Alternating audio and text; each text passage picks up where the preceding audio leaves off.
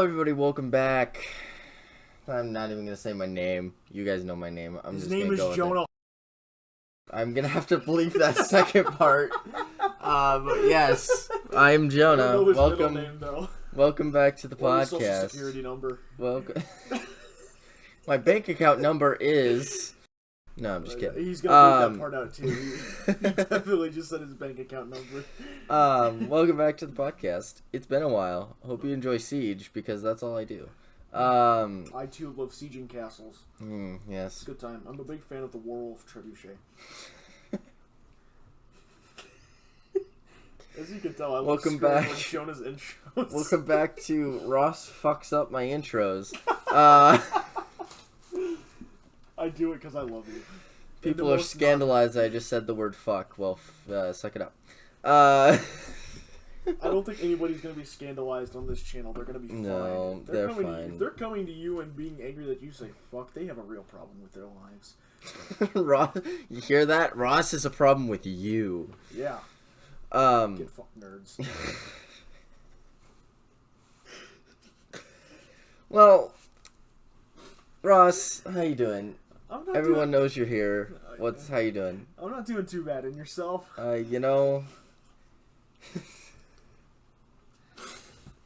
We're doing great. If anybody's still listening at this point, whenever I have Ross on, it's just like, yeah, we're gonna have a normal podcast, and then 5 seconds of me starting my intro. There's a joke. So yeah, we're doing good. Pre-recording, obviously, a couple weeks ahead of time because, spring break and stuff. Yeah. So this will be coming out quite a bit later. So some of our news might be out of date. So condolences for that.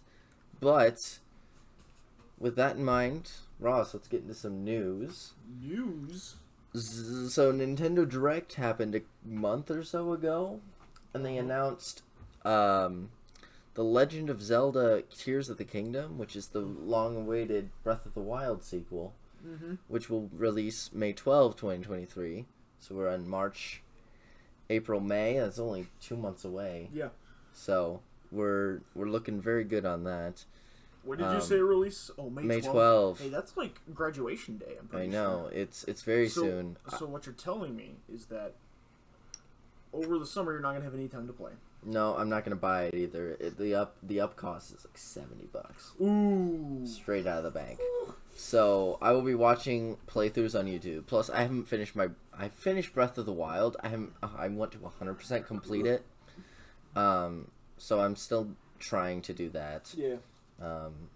So yeah, excited for that. Let's see. All of our news is just going to be topics we're going to be talking about today, minus Zelda Breath of the Wild. Yes. So John Wick 4 comes out May 27. 2023.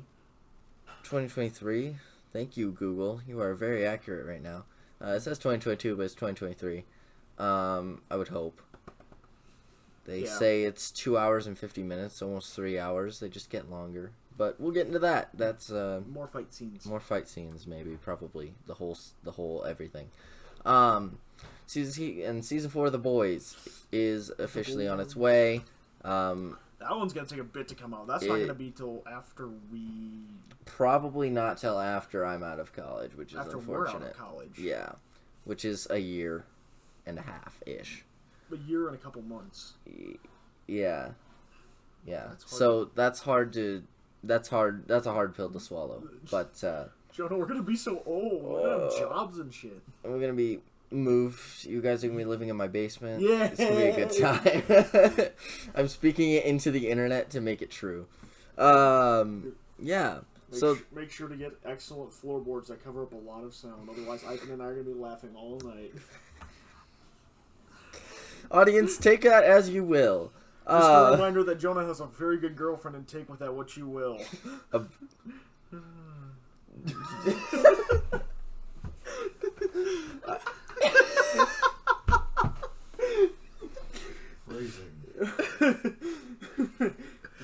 Is that an Archer callback? I don't know how to take that.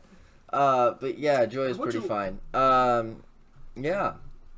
If you don't know who Joy is, go watch some of the Siege videos. You'll figure out pretty quick. You figure out episode 1. Episode 1. So She's also featured in a Kit Kat video. Which, fun fact, was made before we were dating. Fun fact. I was also in that video, but Yes. I wasn't in the screen because I was... hiding his face from the internet. Yeah. Because I'm not very photogenic. So, yeah, there you go. You've learned the Saucium lore for the day. I expect a fandom page by next week. I would start it, but I'll be gone. I'm just kidding. So, Ross, what do you want to talk about first? You want to talk about John Wick, or do you want to talk about the boys? Well, seeing as we're a little bit closer to just finishing John Wick 3 as of like 10 minutes ago. Yeah, literally, fresh off the press. It's like... Yeah, it's still sizzling. Let's talk about John Wick 4, and since over the past, 3 weeks, we've seen all 3 of the John Wick movies, we can kind of sum those up. Yep. I hope most of you don't... If you don't know what's going on, basically this man named John Wick... Spoilers. Skip to, I don't know, whatever time period that he might post in there or not, I don't know. if you don't want to hear it, probably... Just skip this podcast. Skip this part. Or skip the entire podcast if you don't want any spoilers. John Wick, in the first movie, gets a dog after his wife dies. And this dog is killed by a Russian mobster's son because this Russian mobster's son is a douchebag and an idiot. And just kind of an idiot overall. Yeah. And so, and after that, he steals the car because he wants the car.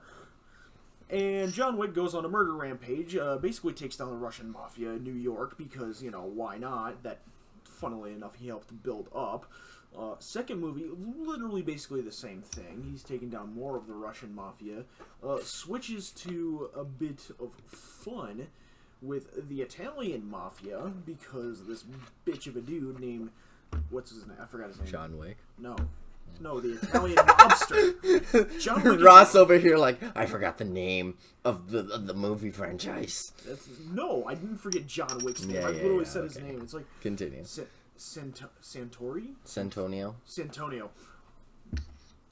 And that guy was basically being a little bastard, and he decided to be a little coward, and then John killed him. And now we're on the third movie, where John Wick has to pay for his actions of killing Santonio.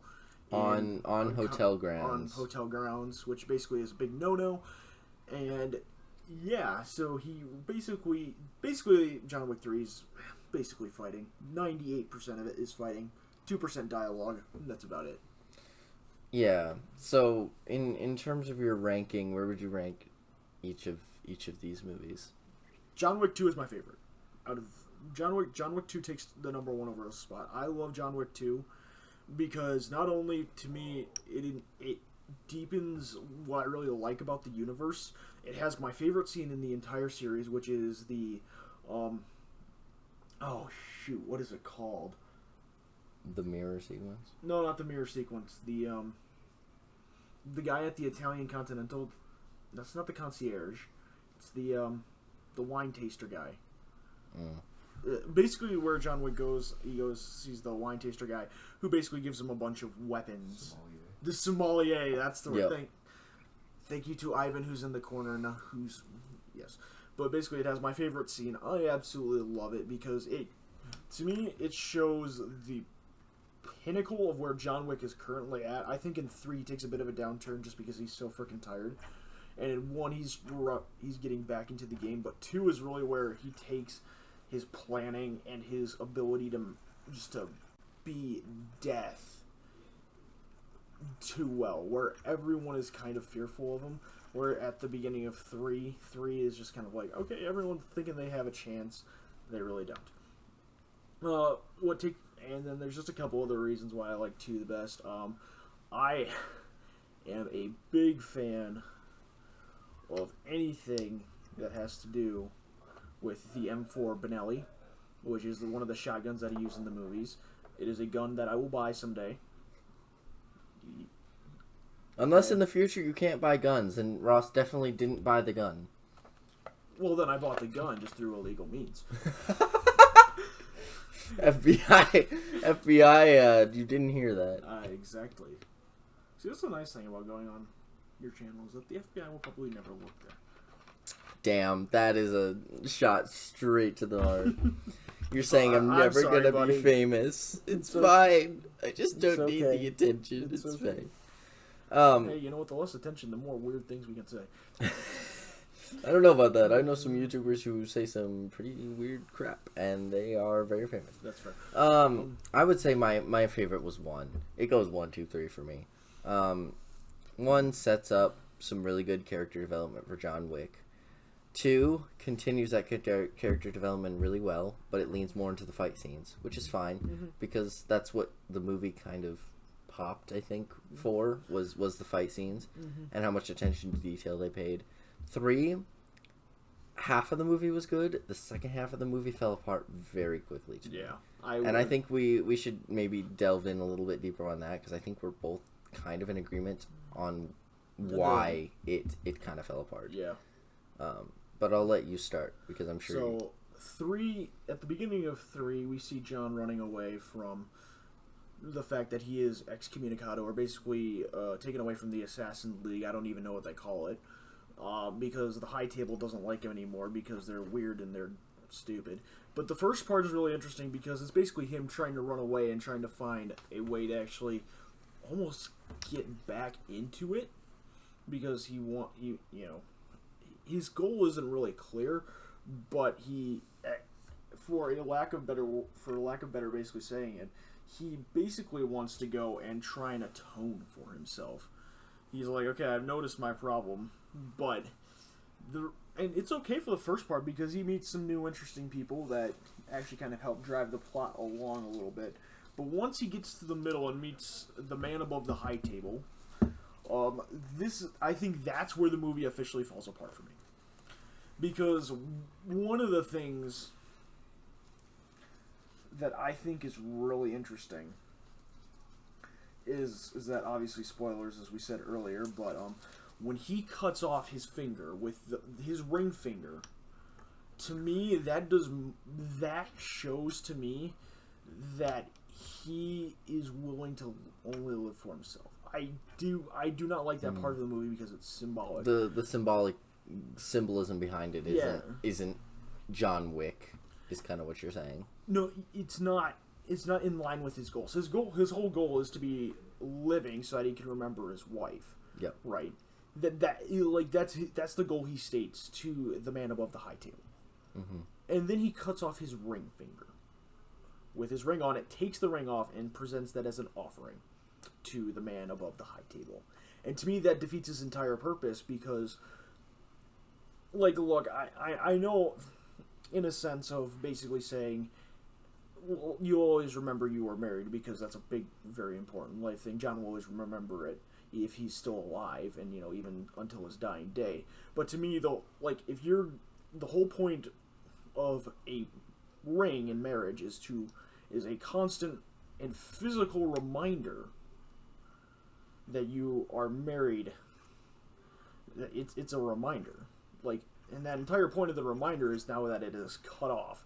So to me, that is a symbolically saying he has cut off his memory from being married and is going back to the way he once was. And that's what really gets it for me, because if you're trying to remember your wife, why are you giving away the one thing that signifies marriage most of all, which is the ring that she put on you on your marriage day? My argument to that is how they tried to solve that. Now, I don't think this is where you're stating that's not where the movie fell apart for me. But what your point is, they tried to fix that by him not killing the hotel manager. Yeah. They tried to repair that in a way in which you kind of understood that, okay, he hasn't fully gone back to his assassin ways and he still has a code. Yeah. Because I think what makes John Wick is he still has a code, right? He still has stuff like that. Yeah, I know, but that's where the movie starts to fall apart for me because, just because of the reasons that I stated, that whole thing of keeping the ideal of your wife alive, where is the physical reminder? You've lost, as in the first 2 movies, you've lost the house with the life you've built her, the dog that she gave you, the necklace. That was a big prominent thing in the first movie, in the beginning of the second movie when his house got burned down. And it's literally everything about that is just alright, this is the one physical reminder that you have left. It's been on you this entire time, and you decide to give it up. I didn't like that.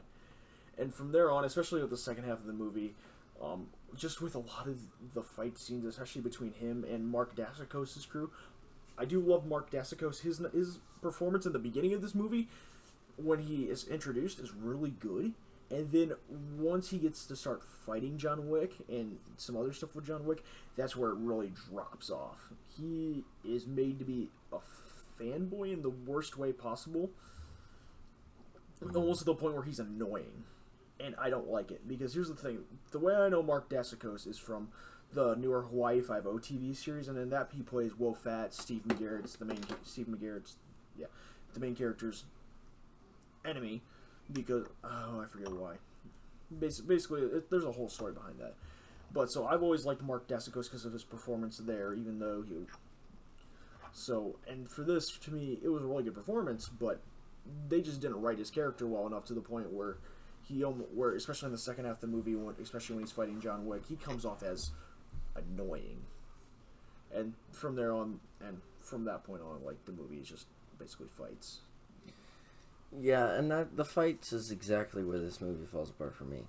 Halfway through at the end fight scene for sure, where I think I first noticed it was he was fighting these two guys, and all of a sudden they were just having a conversation over his body trying to limp up, and you're just like, you could have finished the job 10 minutes ago. And that happened like 15 different times. It did. It's kind of annoying. And it didn't make sense. And then where it really, like, I think I kind of yelled when we were watching it. That he was fighting, what was his name? The main big bad. Yeah, Mark Dacascos. Mark Dacascos, that character. And Mark Dacascos had the blade directly up to John Wick's neck, but did not slice it. Had every opportunity to slice it and end it, but did not. And that happened several different times throughout the fight. It was... And it's like, you've lost me on the realism of the fights. And I thought that's what these three movies did well up until that point. Yeah, exactly. I will say, in terms of, like, actual, like, societal reasons behind that, like, they're obviously based off of the Japanese Yakuza, I think. And one of the main things that they have is kind of like that whole honor and fight, so that's kind of why they did that. But still, it's really annoying. Like, if your whole goal is to kill the guy to make sure that he doesn't do anything else, that should be above all. Really. And, like, the reward was, what, 14 or 15 million, I think they upped it. Yeah. And they might have upped it more since then. But with that much money on the line, you would think to a certain extent he'd want to give up most of the values of that, because most people had, especially at the beginning of the movie, they established that very early on, that people were very willing to give up their morals for that. Yeah. For the 15 million. And another thing that falls apart for me, we had this Black Widow moment, as I'm going to call it, where John Wick just fell down 15 flights of stairs and somehow lived. He fell down the distance. He hit, like, 2 stairs and a awning. That's and he still... came down that should have broke. Yeah, no, I'm saying that he felt the distance, that he didn't fall straight the distance. He didn't right. fall straight the distance. So he hit like 3 things. All 3 of those things, which are very hard and tough, and should have broken multiple bones in his body, which they didn't. Which was really weird. Yeah. I will say, I did like the end scene. The end scene is probably my favorite scene from 3, because it is the Bowery King. I've always liked the Bowery King as an actor. I love him. He's my second favorite character in the whole series. He's awesome. I love the Bowery King because to me, he's just so mysterious. And I don't know where he plays in the entirety of, like, those whole high table thing. Like, I don't know if he's got, like, a whole kingdom where he and the high table have, like, this alliance or whatever. And it's just his role is really interesting. I think he is the most well-written character in the whole series. Is. The most consistently written as well. Mm-hmm. Another clever part of 3, I think, was John Wick had a blood oath from, what was her name? Oh. Whoever we met with the 2 dogs. and he had a blood oath from her. I know the actress Halle Berry. Yeah, I don't remember the character name. Isn't it Sophia or something like that? Probably. That sounds about right. Sophia sounds right. Yep. Nodding yes. But I think there was a really cool moment where that one guy shot her dog, and she thought he had died, but because the dog had bulletproof armor, the dog was fine. Mm-hmm. And then she went on a rampage. I thought that was kind of a cool nod to like the first movie, like that kind of you killed my dog or you tried to kill my dog kind of thing. So I thought that was really well written, to give that little nod kind of back to its roots. But I feel like it also, John Wick has started to lose its charm. To be fair, I wasn't in love with the first movie, and I know there are a lot of people who were. Yeah. But I would just say the first movie was alright. It wasn't like I didn't love it, but I didn't like hate its guts. I was kind of like, yeah, that was entertaining. I was entertained. It had some good plot points, and 2 kept me entertained in the same way, but it didn't have the lust. It didn't lust. Words. It didn't have the same oomph, the same luster? Punch. Luster. That's a good word. That's what I was probably looking for. Didn't have the luster that that 1 did. Yeah. And then 3 was good halfway through, and then fell right off. Yeah. So, I would say, personally, I'm not as excited as I wish I was for 4, because, as you mentioned, the end scene of 3, basically they're just going to take down the high table. Well, that's not real. Yeah, it's kind of confirmed, basically. They're going against the high table. Come on. What else could that end scene mean? Yeah, Are you pissed off, John? It's like, yeah, all right. Yeah. No, I like the end scene. I'm actually excited for 4 because, for me, 3 was basically like, what are we going to do? Like, we have... For me, this brings up another point about video games that I think, I don't know, Campiness? No. Oh. No, this is kind of a plot point thing with video games that I've had, especially with one series. I think I talked to Ivan about this a little bit ago, but so like I think 3 is like the official setting stage for 4. Like 3 is basically like I think it is going to be the worst movie. Like I think they plan on making 5 John Wick movies. I heard 3 or 4. Why? Whoa. Okay. I've heard they plan 5. I think 5 and it's done. I've heard 4 or 5. I've heard 4. Keep talking. I'll look it up. But basically, I think that 3 is basically like kind of the midpoint, and so they basically just kind of filled it with, they tried to. Yeah, I heard. Obviously, I'm not the most reliable source when it comes to everything. I'm not saying it's not impossible. They could totally milk this one. Yeah, like it depends. I think it depends how well this one does, but. Yeah. Yeah, so I don't really know. I've heard there's a possibility of a 5th. Let's put it that way. We know the 4th is coming out. But basically, I think, in my opinion, that 3 is kind of like a setting stage for 4 and 5, if that is a possibility. So they basically just tried to make 3... 3 was the necessary evil. So 3 will probably be the worst one in the series, and this is basically the same... And so this was going to be kind of my whole thing with some video games, is... I am a big fan of the current Ghost Recon series, the open world games made by Ubisoft. And so originally back in 2017 was Wildlands? Was it earlier?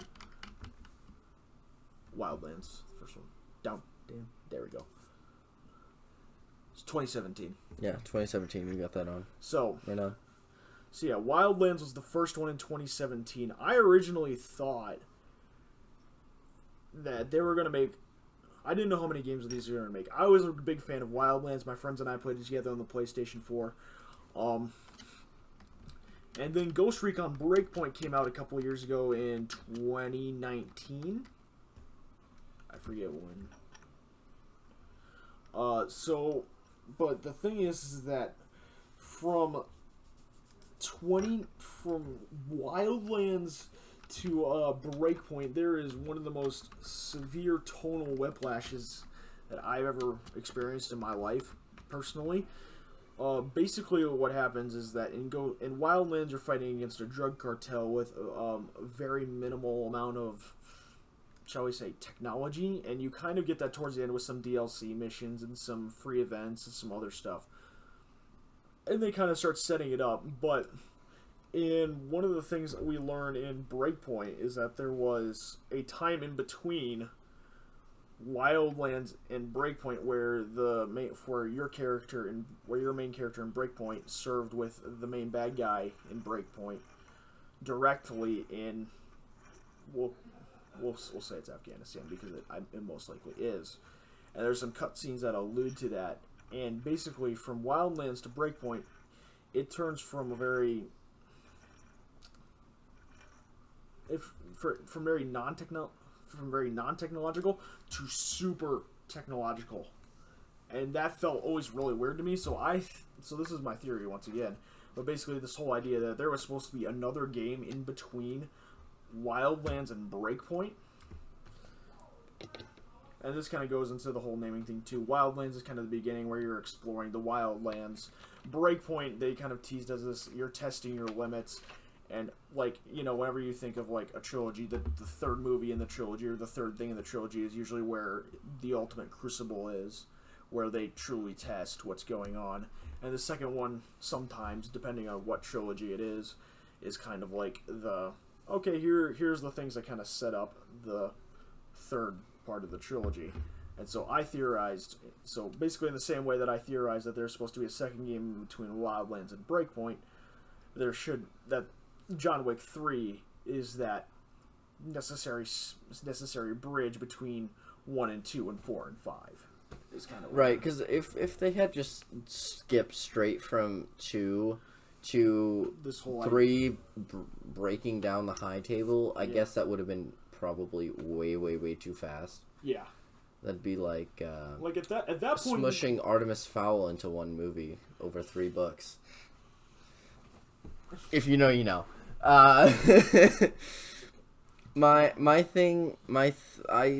To go off of your Ubisoft kind of rant there, I started watching Jack Ryan on Amazon Prime. Mm-hmm. Mainly because it has that one guy, Jim from The Office. Yeah. John Krasinski. I love John Krasinski. John Krasinski's a good actor. I do like him a lot. So I'm only on halfway through episode 2. And it's alright. I mean, I don't know. I don't know if it's my type of show, but so far it's been pretty good. What? Anyway, yeah, so we'll have to see how it goes. I know season 3 just came out. So season 3 just came out, yeah. So I'll be interested to see how that goes. And something else I'm looking at getting my hands on is the Rainbow Six book by Tom Clancy, simply because I play so much Siege. They have that at the public library but here. I'm getting a lot of shaking my head from Ivan as if it's not a good idea. Disconnect. Is it not good? It's just not the same. No, okay. it's completely different. We have liberties that you I've taken. I would expect it, but no, whatever. There's no. I've actually. It would be your type of book. It's a war book. I love Tom Clancy as an author. There's another author that's actually co-written with him a couple of times, but who is a little bit actually more my favorite author his name's Larry Bond. He writes a couple of books. His favorite book that he's ever written. I've never written a book. I can't write a book. Is actually his name. It's called Vortex, and it's about a fictional war in South Africa during the height, or shall we say the end of apartheid in 1991. And it's so awesome. It's one of my favorite books. It's like a 600-page book, and it takes 100 pages to actually set up what's going on. But once those 100 pages get over, and it starts that whole snowball rolling. So, yeah. What? What, before he died? Yeah, I was going down a research hole while Ross was talking there. Yeah. Anyway, total side note. Let's move on to The Boys season 1, 2, and 3. Yeah. There's only 3 seasons, right? Yes, there's 3 seasons. We're waiting for 4 yet. I get shows mixed up. Anyway, the 3 seasons we watched, holy cow, was that a ride. That was a ride. Oh man. Spoilers ahead, probably. Most likely. I. It's actually been a while since we've watched. It's been a hot minute, but like, oh my goodness. So essentially, Homelander's a Republican and Homelander bad. That's kind of what I was getting, but it was also very well written. It is one of the most well written shows that you or I have ever seen. That I have ever seen or watched or had the pleasure of partaking in. It was amazing. It's such a well written show. The characters are all interesting. Well, like every character that we mainly interact with has like multiple layers, motivations, everything. Like there is no silver lining character in that entire thing. Well, maybe besides Huey's dad. What's interesting, I think, about The Boys is Homelander is definitely the standout powerhouse, right? Yes. Like, he could get whatever he wants, whenever he wants. And he could kill anybody, basically, at the snap. Yeah. Of his finger. Just himself. But he doesn't. Because he knows how to utilize every person. And to him, being famous and well-known and loved by people is desirable to him. And at the end of season 3, he kind of realizes he can kill people and also still be loved by a certain very, very niche group of audiences, and that's really all he needs, I think, to continue. But if you think about throughout the 3 seasons, there was only one time where you thought maybe Homelander would be overpowered. Only one time in all 3 seasons. And he had 4, 5 people, 3, 4. Yeah. I don't know. He had quite a few people on him. So the power dynamic there is very interesting to watch. Every time someone's on screen, even if you think they're the good guys, you don't necessarily know if they're going to do the right thing. Yeah. Homelander, I think, is the perfect example. I know in season 1 we were just blown away by the writing. Still are. But with Homelander, you find out he has like a son, which is an actual legitimate son. Yeah. And in one scene, you'll be like, damn, he actually is a caring father. And actually like trying to do the right thing. And then the next scene, he's just an asshole again. Yeah. That flip, it seems so jarring when we're talking about it, but it just flows within It flows. Like they do such a good job of framing it interestingly. It's like you basically take it's like if you're looking at it, you know Homelander's bad, but at the same time you're like looking at like especially some of those moments where it's like is Homelander actually being a good father here? Like what we would expect. Good father in quotations. Good father in He's quotations. doing what he thinks is right, which is ultimately wrong. But we'll talk about like the scene where what scene was that? Was that in season 2 or season 3 where probably 2 would be my guess, but yeah. It's where his son lasers whoever the wife of Billy Butcher. Oh yeah, that's the end of season 2. End of season 2, and where they both, or no, I think this is a little bit different. Because at the end of season 2, that's where Billy Butcher reaches out to the kid, and the kid's like, okay, I don't know what to do.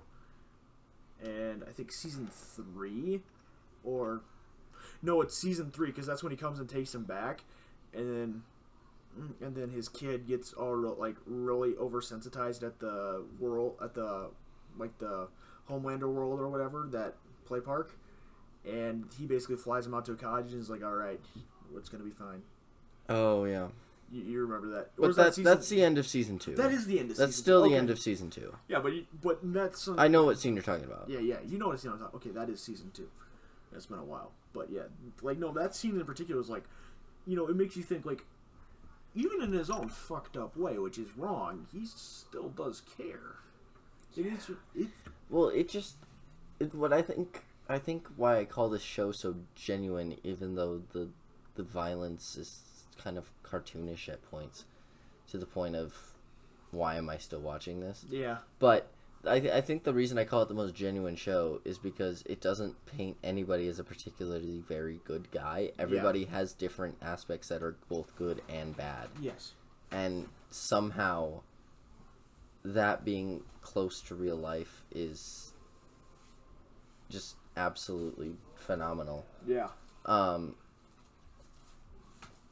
The show figures out how to be genuine with the characters they have, how to give peaceful moments to a character, but then how to throw a twist in that. I think I'm forgetting character names. The girl who can't talk and Yumiko or whatever. Miko and Yumiko, I think it is. Yumiko, yes. Yumiko and Who else? what's his name? It's on the tip of my tongue. Frenchie, thank you.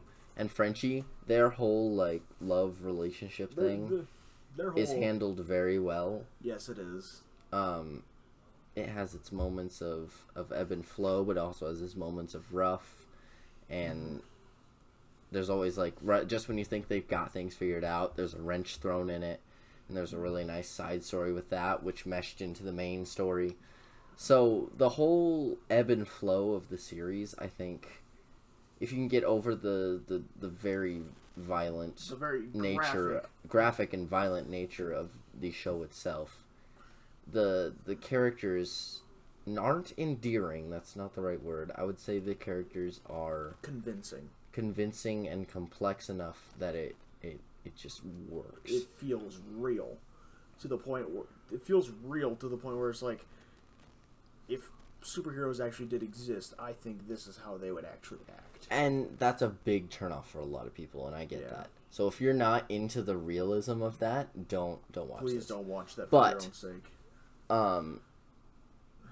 This is very much a side note. I listen to a podcast called the Citizen Cafe. I can't say that word because it's like bleh. But Citizen, yeah. Citizen Cafe. And they were talking about The Boys. And one guy was absolutely in love with it. He talked very kindly about the show. And then the main host just couldn't get over the fact that it was too much, like, it was too on the nose at points. A big pharma company, going corrupt. Absolutely can see that happening in the real world. And on the opposite end of that, you've got a Homelander who is very much a representation of other things. It deals with race. It deals with so many complex issues that if I wasn't watching it with you and Nathan, I think in the room, I think I would have absolutely not been able to finish the show. But with people in the room being able to, I don't know, just kind of take it together in a way, it almost made the show better. If that makes sense. I completely understand. Like I would recommend watching it with friends, so that way you have someone to be like, stay sane with. Like, did you see that? That was pretty screwed up. Holy shit, And the jokes we made, maybe not necessarily appropriate. The Boys memes, some of the best. Oh, the Boys meme format, phenomenal. Phenomenal. I will be using it as much as I can. It is absolutely. I think at some point over the summer, I think I need to get everyone who's going to be in our room next year to send me their most unhinged picture. Or video. I would say video. No picture. Oh, okay. Because I plan to do like this. I plan to make another flag like the one I have out there. With all, like, however many of us there are, with the Boys logo in the middle. I have some I could send you right now. Like, I have one of me wrestling a fake crocodile. I have one of me shooting a bow, not looking. Like, I have plenty. I have me axe unhinged. throwing. That's just stupid. I mean unhinged, like... I mean, like, I have a picture of myself with a traffic cone on my head. But that's a little bit too, like... It's his Instagram photo, so if you ever find Ross on Instagram... Good luck. Yeah, good luck. But also, you found the right Ross if there's a guy with this cone on his head. I'm now going to change my... Now he's going to change it. But, you will never find me. Yeah, no. Highly recommend The Boys. if you can handle and stomach the if you can brutality. handle it. There's a reason why this is like NC-17 Oh, I think it's over that. or whatever, or over 20. If it were like a movie, it would be rated R for sure, no doubt. I thought NC-17 was above R. Let's look at this up. The Boys rating. Some live, not rating, I guess, rating age. 18 plus or Isn't for children, thank you. 18 plus or TVMA rating. Yeah, mature adult. Yep. 18 or older. Well, 18 or older. Yep. So don't watch it if you can't handle that, even if you are 18 or older. If you're under 18, don't. Just don't. No. Wait. It hits just about every single, like, no category. Sex. Like, nudity, violence, drinking, drug use. It hits like everything, not just at a mild level, but probably at like a atrocious level. Yes, it's I'm trying to find the